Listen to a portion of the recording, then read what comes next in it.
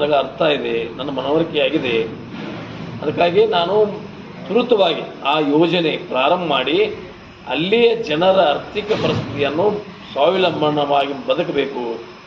ಅವರೂ ಸಹಿತ ಜನ 2 ಹೊತ್ತು ಊಟ ಮಾಡಿ ಸುಖದ ನಿದ್ದೆ ಮಾಡಬೇಕು ಅನ್ನುವಂಥ ಒಂದು ನನ್ನ ಮನಸ್ಸಿನಲ್ಲಿಯೂ ಇದೆ ಅದು. ಅದಕ್ಕಾಗಿ ಸರ್ಕಾರದ ಮೇಲೆ ಒತ್ತಡ ಹೇರಿ ಭಾಳ ನೀವೇನು ನಿರೀಕ್ಷೆ ಇಟ್ಟಿದ್ದೀರಿ, ಭಾಳ ಒಂದು ಅವಸರದಲ್ಲಿ ನಾವು ಅದನ್ನು ಮಾಡ್ತೀವಿ. ಸ್ವಲ್ಪ ತಾಂತ್ರಿಕ ಅಡಚಣೆಗಳಿಂದ ಅದು ವಿಳಂಬ ಆಗ್ತಾ ಇದೆ. ನಾನು ಒಪ್ಕೋತಾ ಇದ್ದೀನಿ. ಮುಖ್ಯಮಂತ್ರಿಯವರು ಮತ್ತು ಉಪಮುಖ್ಯಮಂತ್ರಿಯವರು ಸಹಿತ ಅದನ್ನು ತ್ವರಿತವಾಗಿ ಮಾಡುವಂಥ ಒಂದು ಇಚ್ಛೆಯನ್ನು ಹೊಂದಿದ್ದಾರೆ. ಅದಕ್ಕೆ ಕೆಲವೇ ದಿನಗಳಲ್ಲಿ ಅದನ್ನು ಪ್ರಾರಂಭ ಮಾಡ್ತೀನಿ. ಸರ್, ಈಗ ನಾನು ಪ್ರಯತ್ನ ಮಾಡ್ತಾ ಇದ್ದೀನಿ. ಆಗಸ್ಟ್ 30 ಅದನ್ನು ಪ್ರಾರಂಭ ಮಾಡಬೇಕಂತೇಳಿ ಭಾಳ ಪ್ರಯತ್ನ ಮಾಡ್ತಾ ಇದ್ದೀನಿ.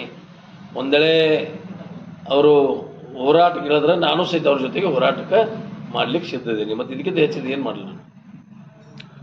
ಸರ್ಕಾರ ವಿರುದ್ಧ ಮತ್ತೆ ಕೆಲಸ ಇಲ್ಲ ಅಂದ್ರೆ ಹೋರಾಟಕ್ಕೆ ಇಳಿಬೇಕಾದೈತಿ. ಏನು ಮಾಡೋದು ಮತ್ತೆ.